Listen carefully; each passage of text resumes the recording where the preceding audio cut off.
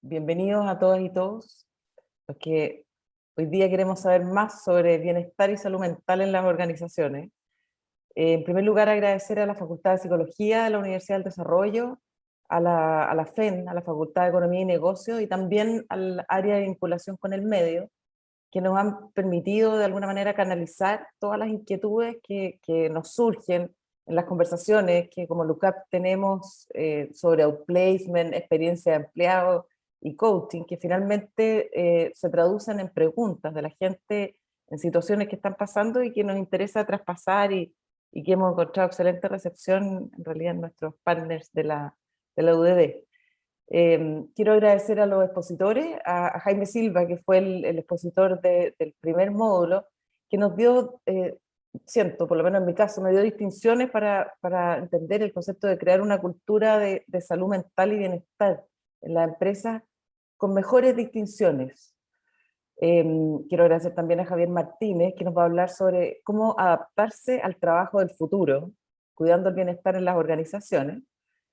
Yo siento que cada vez vemos más la importancia del área persona, y me imagino que los que están hoy día acá participando son mayoritariamente gerentes de recursos humanos, gente del área persona, también gerentes generales, eh, porque el área de persona, tal cual se dijo ayer en un club de recursos humanos, lo dijo Georgian Barceló, y la cito porque voy a repetir lo que ella dijo.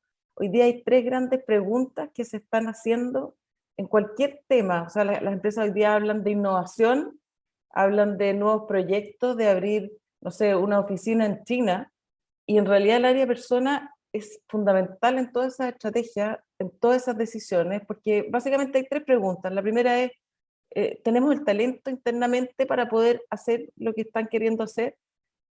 Segundo, ¿tenemos la organización adecuada, la cultura? ¿Vamos a poder? Y tercero, ¿tenemos el liderazgo suficiente y adecuado? Desde ese punto de vista, siento que el área de personas se ha puesto cada vez más estratégico. La bajada de los objetivos de las compañías pasa por el área de personas, y creo que hay que tomarse esos temas en forma seria, responsable, y sentir que somos los llamados, las personas del área de gestión de personas son los llamados a, a poner los puntos, a hacer las distinciones, incluso a interpelar a la organización a entrar en esa conversación. Si la respuesta es no a cualquiera de las tres preguntas, quiere decir que la empresa no está preparada y no va a poder cumplir con los objetivos. Así de importante es. Y esa es la razón por la cual seguimos abriendo la puerta a estos temas y seguimos dando espacio para hablar de cosas como la que estamos hablando hoy, que al hablar de talento, salud mental se relaciona fundamentalmente con eso, con cómo lo hacemos con el talento. Los quiero dejar con Teresita Serrano, la decana de psicología, y darles nuevamente la bienvenida a los que se incorporaron en este ratito. Adelante, Teresita. Muchas gracias, Carla, muchas gracias a LUCAP. La verdad que para nosotros, como universidad y como facultad, esto es una enorme oportunidad, tener estas conversaciones. Y tal como tú dices, ¿no? En torno de tanta incertidumbre, tanto cambio, tan acelerado, estar preparado significa preparar, irse preparando, es como tomar el camino de la preparación y del trabajo para ello, ¿no? No es algo que va a ocurrir de manera instantánea ni que tenemos ya desarrollado, sino que tenemos que generar esas condiciones. Y en la generación de esas condiciones hemos estado trabajando, bueno, con ustedes, con la FEN, nuestra Facultad de Economía, y bueno, y con distintas organizaciones en donde hemos pasado a ser un actor relevante también como para poner el conocimiento que tiene nuestra disciplina, la psicología, y en este caso la psicología vinculada a las organizaciones, para poder comprender estos escenarios, poder también identificar algunas dimensiones relevantes, poder también traer de nuestras prácticas cuáles son aquellas que hoy día sí están dando cuenta, y sobre todo yo creo que generar este espacio de conversación y creación conjunta. Nosotros creemos que, y estamos convencidos de que la única forma de poder dar cuenta de estos nuevos escenarios es, ¿no es cierto?, en esta construcción conjunta y en este trabajo colaborativo, sinérgico, que nos va a permitir además generar una red y una densidad que nos va a permitir enfrentar estos nuevos desafíos que vamos a seguir teniendo. Así que creo que esta conversación es de primera relevancia y estamos muy contentos y motivados de que entonces nos hayan invitado y ser parte, ¿no?, como actores también relevantes de este y otras que van a venir también a futuro. Y en este caso, bueno, quiero presentarle a Javier Martínez. Javier es psicólogo organizacional, es el coordinador del área organizacional de nuestra facultad, además investigador y profesor y docente en esta área, ¿no? Él tiene una formación de posgrado en todo lo que es cambio y desarrollo también organizacional, y ha tenido una larga trayectoria en estas temáticas, tanto en la vía como más de la docencia, la investigación, pero también de lo que era el trabajo directo con la organización. Nuestra facultad tiene un perfil muy también aplicado de estar en estas conversaciones constantemente para que nuestro conocimiento también pueda ser aplicable, ¿no? Y ojalá transferible, ¿no? A las problemáticas reales. Así que quiero dejar con usted a Javier, que va a continuar con este trabajo y que, bueno, seguiremos conversando después, digamos, respondiendo sus preguntas. Así que muchas gracias también por la invitación, Kai.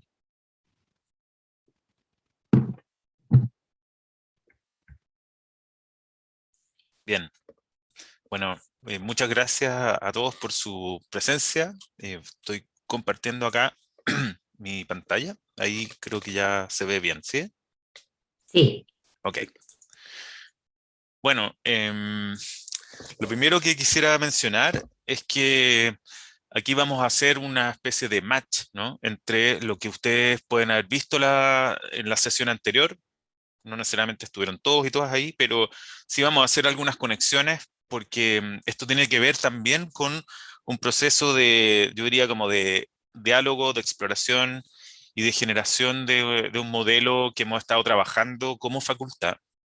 Y vamos a hacer un zoom hoy día a, yo diría, la bajada más específica que la promoción del bienestar tiene en el ámbito de la empresa, de la organización y en particular lo que le toca a algunos actores clave, ¿ya? Entre ellos quienes dirigen personas, ¿no?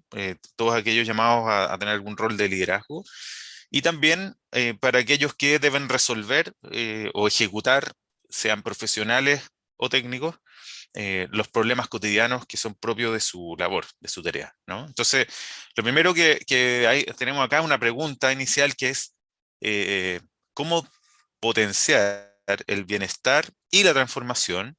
Y eso lo conecto con lo siguiente, ¿no? Nosotros eh, vemos que es importante mencionar acá que al hablar de bienestar, lo entendemos tenemos que entenderlo como una variable de salida, ¿no? O sea, el bienestar es un estado, pero que para efectos de lo que nosotros podemos hacer en la organización es un outcome, ¿sí? Por eso lo vemos a la derecha en este esquema, ¿sí? Entonces, el foco del trabajo, digamos, tiene que estar puesto en cómo podemos cuidar, y si es posible, no es una pregunta también, ¿podemos cuidar personas y resultados simultáneamente? ¿Eso es efectivamente posible o son incompatibles, ¿no? Y esto además en un contexto en el que estamos todas las organizaciones, todas las personas que trabajamos viviendo un proceso de adaptación a nuevas formas de trabajo, ¿sí? Eh, la pregunta por el bienestar y yo diría que la emergencia de o aparición, ¿no? Como tema emergente, se ha dado o se ha visto gatillada por el contexto de la pandemia, pero también es parte de un proceso más amplio que tiene que ver con la transformación bastante, no sé, vertiginosa y profunda de la que todos somos testigos sobre la digitalización, eh, la automatización, y de alguna manera la pandemia vino como a acelerar un poco ese proceso también, ¿no? O hacer que algunas organizaciones se vieran enfrentadas a implementar de manera, bueno, con las herramientas que tenían en ese momento, ¿no es cierto? Implementar de alguna manera este tránsito hacia la digitalización o al menos al trabajo a distancia, ¿no? Entonces, hablamos de bienestar en un contexto en el que nos estamos adaptando a profundos cambios en la forma de trabajar y de organizarnos, ¿ya? Y esa es una clave importante que vamos a ver ahora más adelante, por qué verlo desde ahí y por qué desde ahí se puede gestionar, ¿ya? O sea, pensemos en nuestra propia experiencia, ¿no? Nuevas tecnologías, cómo el uso del tiempo y la noción de tiempo también se ha diluido un poco, estando todos dispersos geográficamente, pero también los límites entre los espacios de trabajo y no trabajo se empiezan a diluir. Entonces hay algo ahí que resolver, ¿sí? Y además aparecen preguntas nuevas, es decir, tengo que replicar la misma manera de funcionar en la empresa que con la gente trabajando desde distintos lugares, no necesariamente desde su casa, o hay otras soluciones. Eh, ¿Debiera mantener los mismos niveles y formas de control que tenía tradicionalmente? ¿O tengo que encontrar otras formas de hacer que la gente finalmente colabore, ¿no? O sea, una de las ideas básicas del trabajo es que es una forma de resolver un problema común colaborando, ¿no? De hecho, etimológicamente la palabra también alude a trabajo, ¿no? Colaborar. Em, y en este contexto, nosotros hemos hecho un estudio de ciertos factores que son reconocidos por investigaciones comparadas em, como impulsores clave que muestran una influencia significativamente relevante para el proceso de adaptación a las nuevas formas de trabajo, y es lo que vemos a la izquierda de este esquema, ¿no? Que es lo que se denominan impulsores psicológicos, y vamos a hablar un poco de eso, ¿ya? Porque desde ahí es donde creemos que hay factores asociados al comportamiento y a ciertas claves para incidir en el comportamiento de los equipos y de las personas que son gestionables y que debería, son estrategias que nos van a dar ciertas orientaciones, ciertas estrategias para bajar eso después a ciertas prácticas eh, acordes a la realidad de cada uno, ¿ya?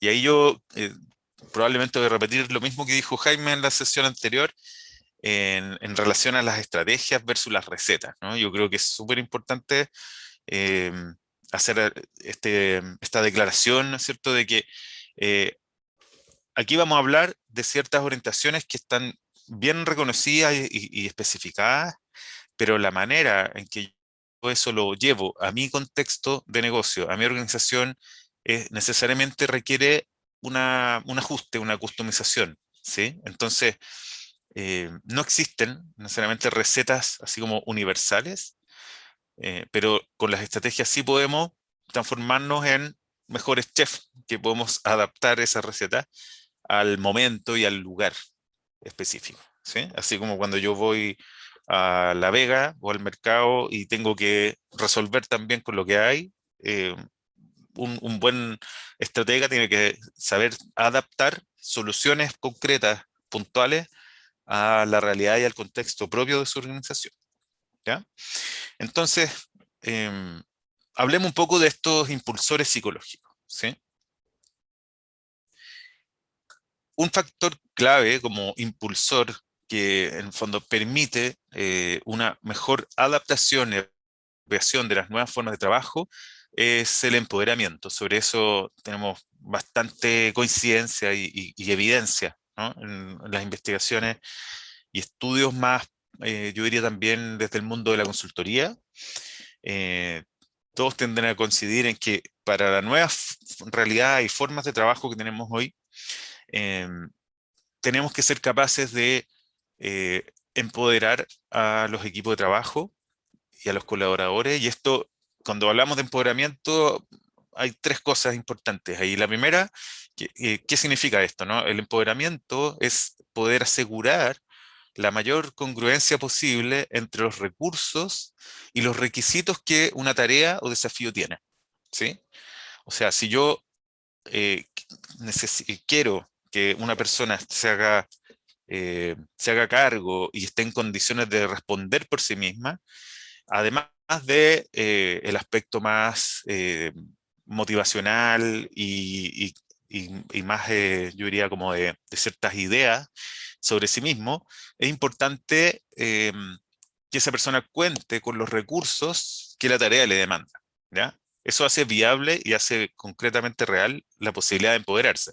No es lo único, ¿no? Empoderamiento también implica entregar un grado relevante de autonomía para que cada uno pueda determinar cómo resuelve los problemas que le tocan, ¿ya? Y por supuesto también implica recursos personales que son apoyables y trabajables que tienen que ver con la autoeficacia, con ciertas competencias técnicas y algunas competencias también más actitudinales propias de la gestión, ¿no? Pero si yo me pregunto desde lo que un líder puede hacer, desde lo que le toca a quienes organizan el trabajo, organizan los equipos, tenemos que asegurarnos de entregar estos recursos y atribuciones para que aquellos que van a ejecutar un trabajo puedan tomar decisiones que les competen, ¿ya? Entonces, cuando hablamos de empoderamiento, hay algunas prácticas acá que yo diría son más o menos claras y que conocidas como exitosas, ¿no? Uno, eh, movernos, ¿ya? Más hacia una lógica de gestión de resultados que versus, ¿no? Una lógica de control en lo que se llama como la microgestión, ¿no? La microgestión hoy día, en este contexto que vivimos, es algo bastante más difícil de llevar a cabo y además poco eficaz, ¿no?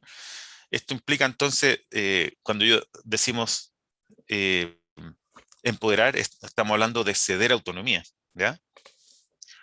Em, Al mismo tiempo, y para que esto sea eh, reconocido y viable políticamente dentro de una empresa, es clave el otorgar patrocinio, ¿no? Patrocinio tanto formal como informal. Es decir, no es lo mismo que a mí me sugieran, ¿no? O me digan que yo tengo que empoderarme, apelando, generalmente ocurre eso, ¿no? Se trabaja la parte más actitudinal de la persona que tiene que empoderarse, pero en muchas organizaciones el elemento más formal, político es clave, ¿no? Es decir, tiene que haber señales claras de que efectivamente se puede entregar, estamos entregando algunas facultades para operar más autónomamente a las personas, ¿ya? Y hoy, muy breve, pero me recuerdo un proyecto de consultoría en el que participé hace algunos años, en donde justamente la necesidad que se nos planteaba era empoderamiento y eso partió con una petición de una capacitación a ciertas jefaturas de nivel intermedio de las cuales se hablaba que tenían que empoderarse, ¿ya? Y, y bueno, por la forma de trabajo que nosotros ocupábamos, eh, fuimos co-construyendo el tema con los gerentes que eran los clientes y contraparte de este proyecto, y esto se transformó en una estrategia híbrida, ¿no? En que si bien se mantenía la capacitación, ellos mismos fueron dando cuenta de cómo había que rediseñar algunas atribuciones, ¿no? Algunas condiciones un poco más como estructurales para garantizar mayores niveles de autonomía y un contexto que permitiera que esa actitud de empoderarse se pudiera practicar también, se pudiera poner en práctica, ¿ya? Y otro elemento clave asociado al empoderamiento es, es cambiar quizás la dinámica y la forma en que se, se entrega feedback, diría yo, ¿no? O sea, el pasar más bien a la lógica del reconocimiento apreciativo, que es lo que vemos abajo ahí en el punto 3, por sobre el señalamiento de brecha, o al menos como ustedes ven acá, es un continuo, entonces tampoco se trata de irnos solamente a los polos, ¿no? El reconocimiento apreciativo se trata fundamentalmente de em, mostrar cuáles son aquellos recursos, aquellas experiencias que han sido bien logradas, no solamente en términos individuales, sino que ocupar esos momentos de evaluación y feedback que tienen que ser cotidianos, no estamos hablando acá de la evaluación de desempeño, sino que estamos hablando de el monitoreo cotidiano, ¿no? En el cual podamos identificar aquellas cosas que se han hecho bien, los recursos que han sido bien desplegados y sobre todo entender por qué algo se ha hecho de buena manera, ¿sí? Eh, Tradicionalmente, y estamos, yo diría, como medio formados para eso, ocurre que nos vamos directamente a las brechas, ¿no? Aquello que hay que cubrir, a dónde está el gap, por qué nos desviamos, etcétera. Para potenciar el empoderamiento tenemos que ser capaces de podríamos decir, indagar, descubrir con nuestros equipos qué explica que algo haya resultado tan bien, ¿sí? A veces, incluso comparando entre equipos, aprovechemos podríamos decir, el aprendizaje que nos puede entregar una experiencia de éxito, ¿no? Y estamos hablando ahí de experiencias de proyectos breves o de acciones breves, no necesariamente de proyectos de mediano o largo plazo, ¿sí? Bueno, como pueden ver acá arriba a la derecha, eh, esto que hablamos acá, el empoderamiento, tiene una conexión con el modelo más amplio de bienestar psicológico que les comentó Jaime Silva en la sesión anterior, ¿ya? Porque si lo pensamos, en la manera que hemos hablado de empoderamiento, tiene que ver con una manera de canalizar, ¿ya? Lo que Jaime les contaba que es un factor clave para el bienestar, que es el propósito, ¿no? El contar con un, un propósito en distintos planos de la vida y cómo la organización o mi lugar de trabajo permite o me da el espacio para canalizar ese propósito, ¿ya? Y eso también lo conectamos con este segundo impulsor psicológico, que es clave para el bienestar, porque también hay que pensar aquí que el trabajo es una dimensión de la vida central que nos entrega, digamos, muchísimos recursos y entre otros la oportunidad de materializar esto, ¿no? De materializar un propósito y conectar motivaciones más profundas con nuestra forma de desenvolvernos en la sociedad, ¿ya? Entonces, el segundo impulsor es el significado del trabajo, que se refiere a que los colaboradores o los integrantes de un equipo puedan distinguir con claridad cuál es su contribución a un proceso y a resultados globales, ¿no? A resultados de un equipo, a resultados de la organización y a resultados o impacto que la empresa puede tener en la sociedad. Ahora, ¿por qué esto es más relevante hoy? Porque pensemos en las condiciones que estamos trabajando hoy día, ¿no? Y esto además va en aumento. La dispersión física, ¿sí? Y temporal también, entre otras cosas, nos hace más difícil poder ver el todo, ¿no? El entender el proceso completo dentro del cual cada uno de nosotros está trabajando. Entonces, esto podemos bajarlo a algo mucho más si quiere, cotidiano, concreto, que es qué tipo de prácticas puedo ocupar yo para que asegurarme de que las personas puedan tener a la vista el proceso o producto mayor al cual están contribuyendo, ¿ya? Cuando hacemos, por ejemplo, una- un canvas donde mostramos nuestro modelo de negocio, bueno, estamos tratando también de hacer que el resto o todos los integrantes de un equipo o de la empresa puedan ver esa conexión entre lo que hacen cotidianamente y esa propuesta u oferta de valor más global, ¿no? Bueno, en estos tiempos eso es clave. También el significado del trabajo significa buscar formas que permitan hacer clara la conexión o la posibilidad de conectar las motivaciones y los valores personales con la misión y la propuesta de valor de la compañía, ¿ya? Nuevamente ahí eh, hay formas, ¿no? Que permiten eh, ayudar a las personas a que descubran esa conexión, ¿ya? Y esas conexiones además pueden ser, siempre tienen algo de individual también, de original, ¿no? Si uno se pregunta por qué, qué me motiva a trabajar en este lugar, probablemente voy a encontrar distintas respuestas, pero lo importante es darle el espacio para encontrar esas conexiones, ¿ya? Lo que también es un insumo clave, diría yo, para que las personas autónomamente, a propósito del empoderamiento, vayan encontrando cuáles son sus eh, deseos respecto de su desarrollo profesional, ¿ya?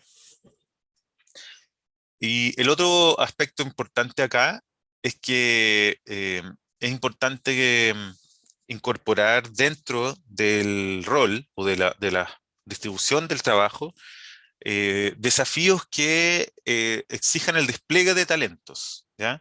¿Y por qué? Porque eh, asociado a esta idea del contenido, de una motivación más profunda del trabajo, está vinculada a esta idea de que el contenido del trabajo, de lo que yo tengo que hacer, me exija el despliegue de ciertos talentos, ¿sí? Que sea, que tenga ese equilibrio conocido, ¿no es cierto?, entre desafiante y lograble, pero a la vez diverso, ¿ya?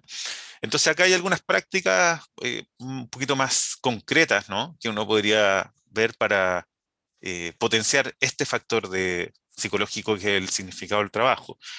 La importancia que tiene el dar feedback cotidiano y permanente, ¿no? Ahí hay metodologías o también algunos dispositivos que hoy día facilitan mucho eso, ¿no? A propósito de nuevas tecnologías, eh, las aplicaciones que se ofrecen, por ejemplo,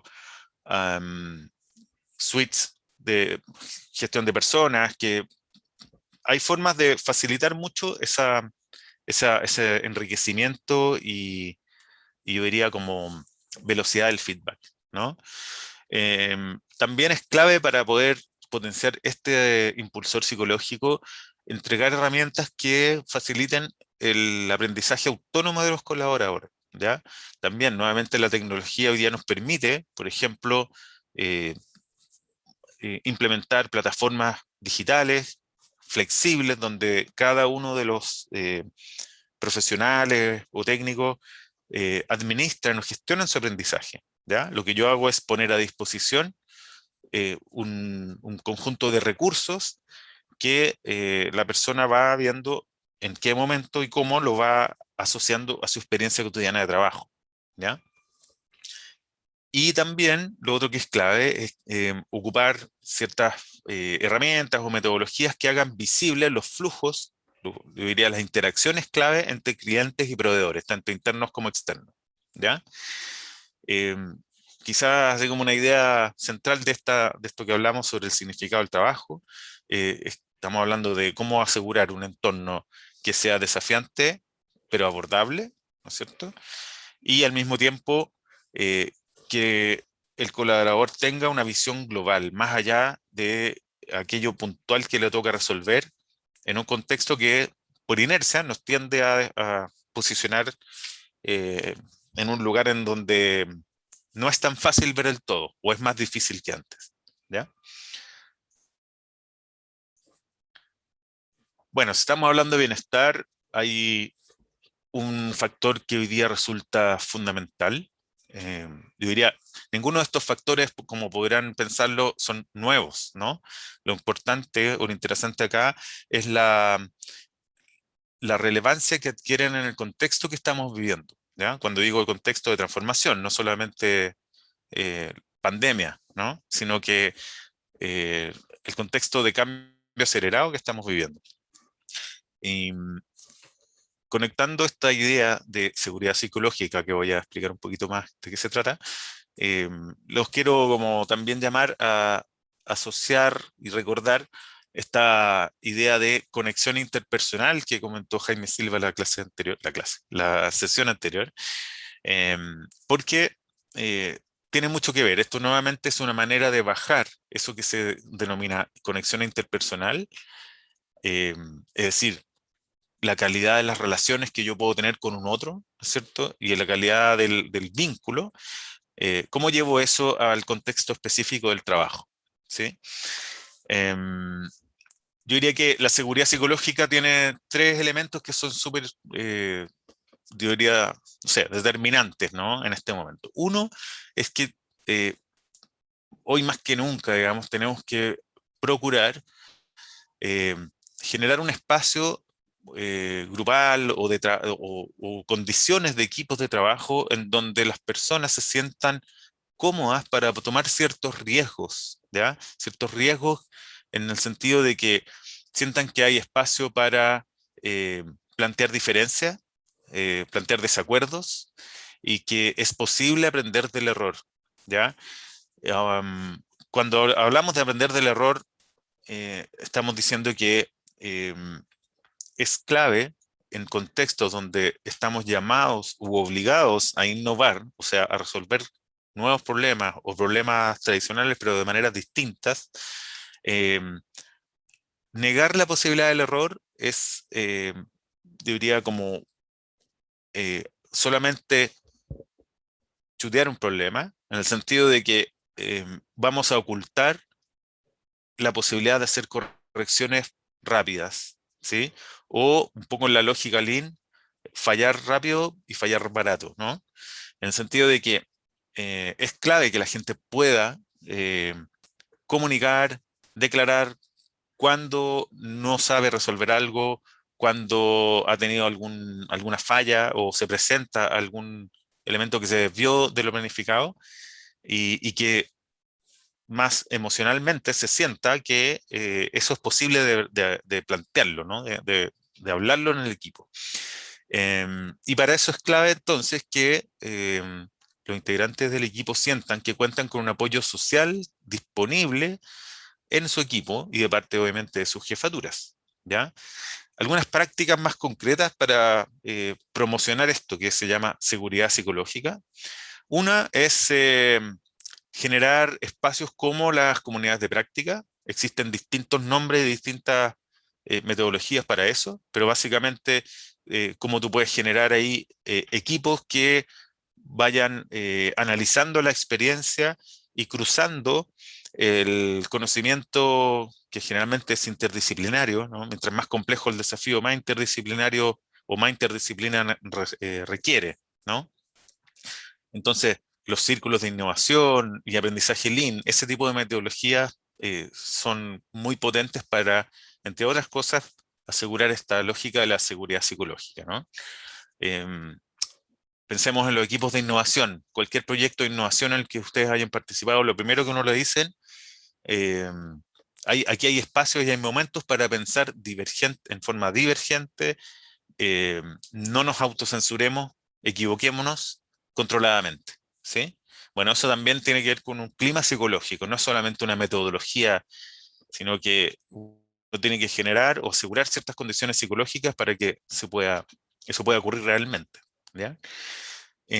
También es importante, a propósito de seguridad psicológica y la experiencia más asociada a la salud mental, ¿no?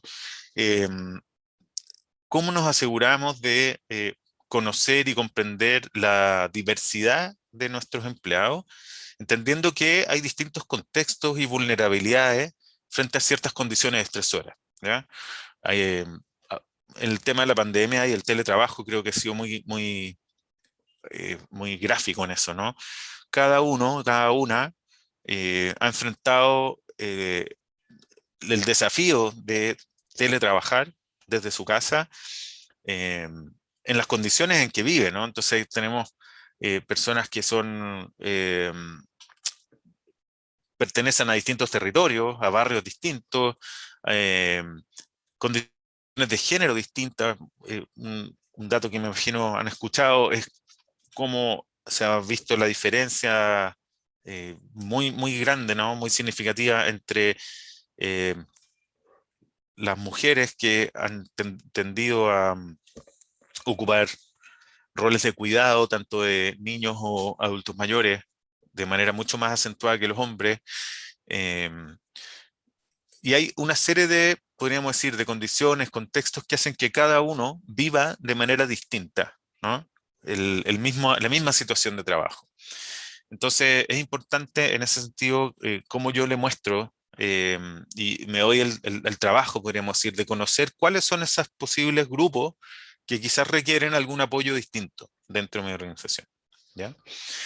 Y lo otro es habilitar canales de información para petición de ayuda, ¿no? Cuando hablamos de seguridad psicológica, eh, tenemos que darle una señal clara de que es posible eh, recurrir a alguien, ¿no?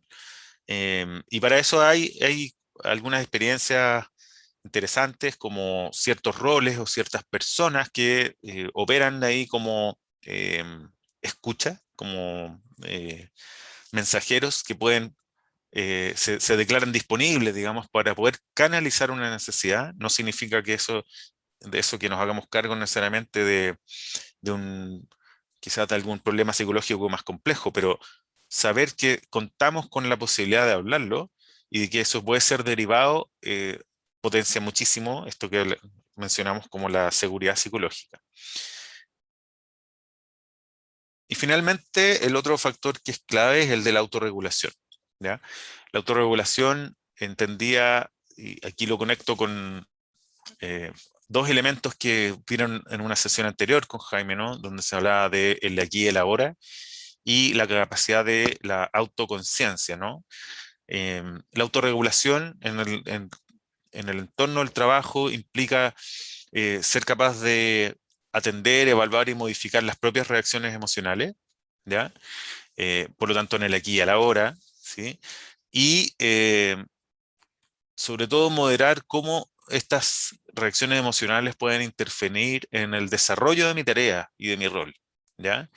Entonces, autorregulación acá significa ser capaz de identificar y manejar factores que pueden generar desgaste emocional, cognitivo y físico, ¿ya? O sea, la autorregulación implica, por un lado, cómo yo veo estas reacciones emocionales y cognitivas que pueden afectar mi relación con otros, pero al mismo tiempo la relación mía con mi trabajo, ¿sí? Y esa capacidad de autorregularse eh, permite, en el fondo, intervenir a tiempo, ¿no? O, puesto en positivo, poder preservar y promover un trabajo en el que yo esté plenamente conectado en una situación o en una condición de engagement, ¿no? De alto compromiso, que me sienta desafiado, pero cuando me doy cuenta de que de alguna forma me puedo sentir desbordado por la situación, identificarlo y tomar algunas acciones, ¿no? Entonces, algunas prácticas concretas asociadas a esto son el entregar soportes desde la empresa para preservar los límites, ¿no? O sea, eh, tiempo, cargas de trabajo, eh, ayudar a priorizar en qué vale la pena hacer foco cuando los recursos pueden ser más limitados que la cantidad de cosas que tenemos que resolver, ¿sí? Otro elemento importante, y esto muchas veces desde las áreas de gestión de personas, es poner a disposición programas y información eh, en la línea de la psicoeducación, ¿ya? Hay algunas experiencias interesantes ahí de aplicaciones que han desarrollado algunas organizaciones eh, que permiten a cada uno poder, le entregan ciertas herramientas para poder identificar y atender esos estados emocionales o cognitivos que, que no todas las personas las saben identificar o nombrar, pero que te entrega, por lo tanto, una cierta información para ir desarrollando esto que es la autorregulación, que es algo aprendible y trabajable, ¿sí? Em, y bueno, también aquí sí puede entrar lo que quizás es más tradicionalmente visto, ¿no? Que son aquellos recursos más bien complementarios. Todo lo que hemos hablado hasta aquí tiene que ver con eh, cosas que pueden hacer personas que dirigen personas en el contexto del trabajo, ¿ya? Ahora, complementariamente a eso, sí, podemos entregar como lo que tradicionalmente venía de un área de bienestar, ¿no es cierto? Ciertos recursos para la promoción de hábitos saludables, ¿no? Como programas eh, asociados a la actividad física o espacios para mindfulness, yoga, ese tipo de prácticas van claramente, son promotores claramente del bienestar. Y también programas de habilidades, ya eso va más bien en la línea como de la formación eh, y trabajo personal asociadas a la autorregulación emocional, ¿ya? Bueno, em, quiero comentar brevemente algunas preguntas que me hicieron llegar. Yo, a propósito de las preguntas, elaboré un par de láminas complementarias, ¿no? Espero con eso responder eh, lo que apareció ahí como intereses, pero también está el espacio quizás para que podamos conversar. Em, a ver, hubo ahí una pregunta que, que fue planteada y que apelaba a si es que para el bienestar va a ser necesario como ocurrió quizás con otras cosas, que se desarrolle una normativa, ¿no? En una pregunta alguien comentaba sobre, así como ocurrió con la diversidad, con la inclusión, y con otras materias que, en el fondo, hasta que no haya una norma, es difícil que las cosas cambien, ¿no? Em, yo diría que, bueno, puede ser una condición necesaria, claramente no suficiente, ¿no? Pero sí puede ser necesaria por esto, ¿no? Porque a propósito de todo lo que yo les he comentado antes también, aquí no me voy a entrar en los detalles de este esquema, solo quiero decir una idea central, ¿no? Que nosotros podemos hablar de una cultura del bienestar, ¿ya? Que si lo vemos a la izquierda, toda organización tiene un sistema cultural donde está compuesto de aquello que es más simbólico, ¿no? Valores, ideología, mitos, etcétera. Pero esto está bastante estudiado, digamos. La cultura, lo que hace, una de las funciones que tiene es que puede justificar un orden existente, pero lo estructural, lo que vemos a la derecha, que es el sistema socioestructural, es aquello que sostiene a una cultura, ¿ya? O dicho de otra manera, yo tengo que generar ciertas condiciones de organización del trabajo que sean coherentes con la cultura que quiero promover y sostener, ¿ya? Son dos sistemas que son interdependientes, pero si se fijan ahí, en el sistema socioestructural está claramente identificado lo que ahí se nombra como políticas, ¿ya? Y todas las normativas y regulaciones, desde legales hasta más políticas corporativas, son parte de lo socioestructural, ¿ya? Y muchas veces sí, son como un marco, yo diría más casi material, entre comillas, ¿no? Que nos pone un rayado de cancha, pero claramente no es suficiente, no basta, ¿no? Bueno, preguntaban sobre algunas experiencias exitosas o prácticas exitosas. Yo aquí les quería compartir un video, pero vamos a ver si el tiempo nos da para eso. El video es muy breve en todo caso, ¿eh? Pero si no, les voy a contar más la historia nomás. Y también quería comentarles, voy a partir por acá pensando en el tiempo, ¿sí? Em, creo que nos quedan unos 10 minutos, ¿sí? ¿Estoy bien? Bueno, yo quiero Sí, contarles estamos bien y si quieres alargarte, extenderte un poco más adelante, Javier. ya. Bueno, me preguntaban sobre alguna experiencia más concreta que se pueda contar. A mí me pareció interesante el caso de esta empresa, que es una empresa súper reconocida en Europa, ¿ya?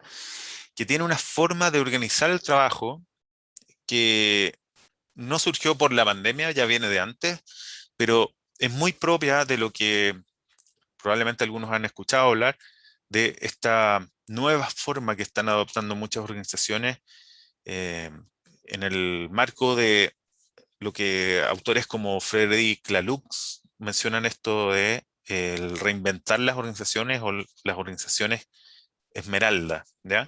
No voy a tener en hacer una definición de eso, pero sí voy a dar algunos rasgos y contar un poquito la historia de esta empresa, ¿ya? Burzorg es una empresa que provee servicios de eh, acompañamiento a los adultos mayores en la lógica en un enfoque preventivo de salud, ¿ya?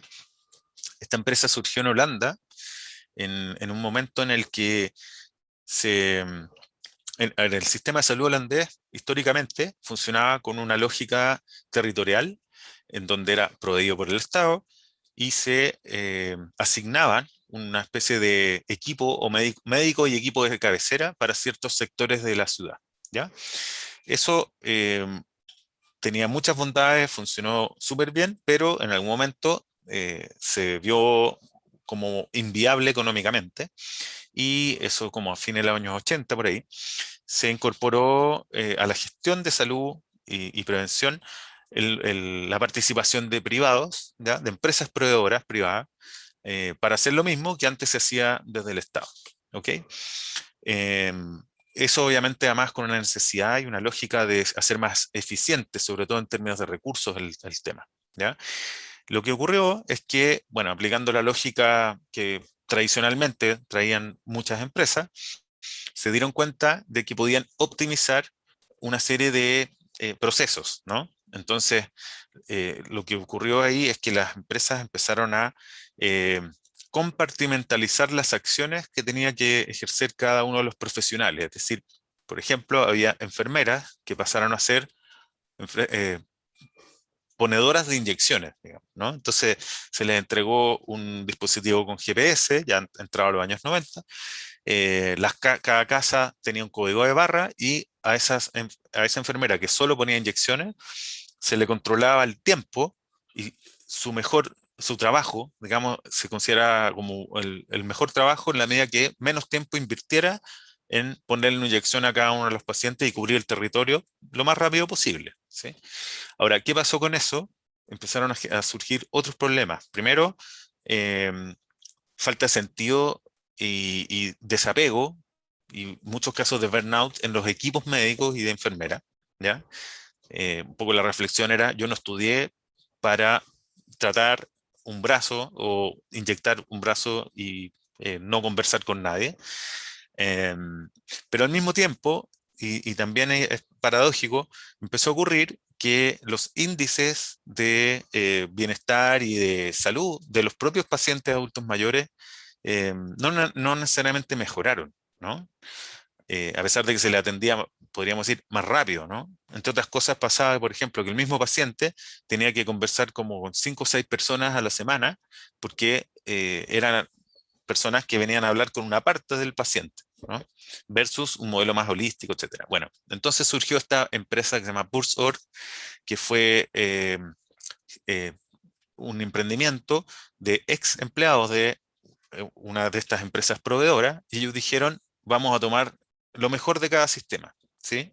Vamos a operar como células que nos vamos a distribuir geográficamente, vamos a hacernos cargo de cierto sector de la ciudad y vamos a tener un modelo de atención más holístico y donde cada uno de los que va a tomar un paciente se va a hacer cargo de ese paciente en la figura de médico, enfermera o cabecera. Y cuando sea necesario, yo voy a recurrir a alguien de mi célula que tenga alguna especialidad que lo amerite y vamos a tomar alguna decisión respecto a lo que ocurra con este paciente. Al mismo tiempo, vamos a activar las redes barriales, ¿no? Vamos a hablar con los vecinos, vamos a hablar con los familiares y vamos a implementar un modelo mucho más orientado a la prevención y donde la participación del paciente también va a ser clave. Bueno, la forma de organizar esta empresa, que a todo esto está presente en toda Europa, ¿ya? O sea, esto es, imagínense una especie de células distribuidas geográficamente que empiezan a crecer, no cada célula, sino que los distintos equipos se empiezan a multiplicar y funcionan como una red, ¿ya? Cada uno se encarga de su sector. Cuando hay una necesidad de algún recurso más complejo que quizás no está en mi equipo, o hay algún aprendizaje que otro equipo puede haber tenido por un caso similar y que sea nuevo para mí, yo recurro también, puedo recurrir a ellos. Y esto ha permitido eh, tener muchos mejores resultados en términos de médicos, ¿no? De prevención, y al mismo tiempo, la experiencia de trabajo de quienes son parte de Bursor es una experiencia súper reconocida y valiosa, ¿no? Entre otras cosas, todo lo que hablamos sobre propósito, sobre seguridad psicológica, sobre trabajo con sentido, es algo que se da plenamente, ¿no? Entonces, es muy interesante ese caso porque hay prácticas que son más cotidianas, más puntuales, si uno quiere, al mismo tiempo vinculadas con esta lógica más estructural, que hacen que todo converse, ¿no? Que sea bastante más coherente y orgánico. Uno podría preguntarse, bueno, en mi empresa quizás esto es imposible, pero siempre hay espacio, volviendo quizás a nuestro primer impulsor, el del empoderamiento, siempre hay espacios que uno puede identificar en los que puede ceder mayores grados de autonomía para que aquellos que tienen que resolver las cosas, que hacen que tienen un rol, puedan hacerlo de la forma más independiente posible, lo que implica también, obviamente, accountability, hacerse cargo, etcétera. ¿Ya?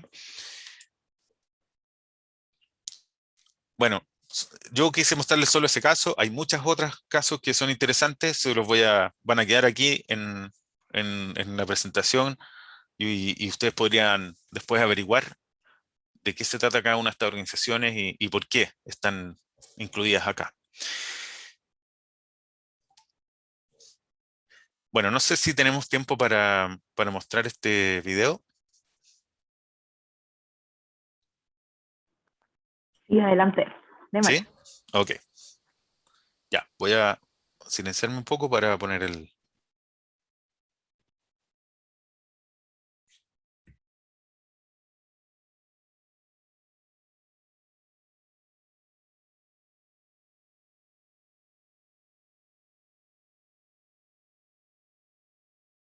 I can pretend to have your attention for just a few.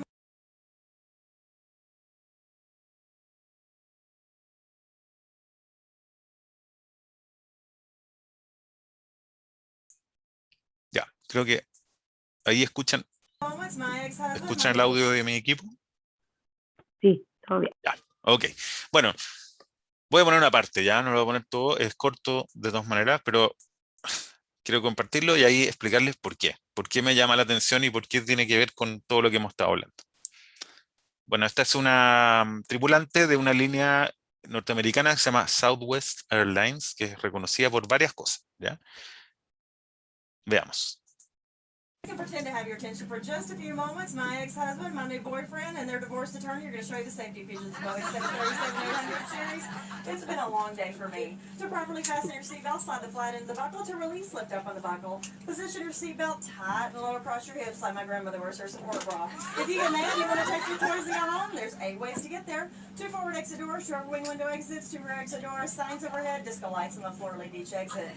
Everybody gets a door prize in the seat back pocket in front of you, along with dirty diapers, chewing gum wrappers, banana peels, and all the other gifts you leave for us from time to time. It's a safety information card. Take it out, check it out. You'll notice in the highly unlikely event that the captain lends us near a hot tub, everybody gets their very own teeny-weeny yellow Southwest bikini. One size fits all. Take it out only if told to do so. Place it over your head, wrap that strap around your waist, buckle it in front, and pull it tight. Once outside, pull down on the red tab and inflate to manually inflate below the tube at your shoulder. The flight attendants are coming by, hoping that you'll tell them how good looking they are. They're going to make sure that your seat backs and tray table are in their full, upright, and absolute most uncomfortable position possible. And your carry-on items are crammed and shoved completely into the seat in front of you, leaving absolutely no room for your knees or feet. As you know, it's a no.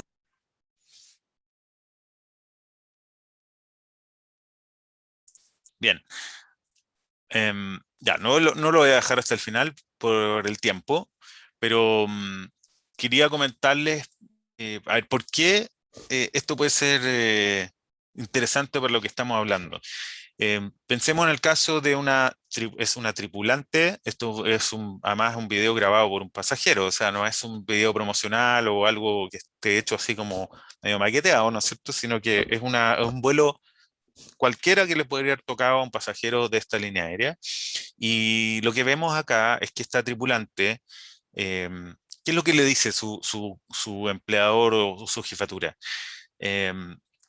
Yo sé que tú conoces mejor que nadie las características de nuestros usuarios y tú sabes desde tu estilo cuál va a ser la mejor forma de conectar con ellos, ¿ya? Lo que yo necesito es que em, tú te asegures de que ellos realmente escuchen las instrucciones de seguridad que son clave por si pasa cualquier cosa durante un vuelo, ¿ya?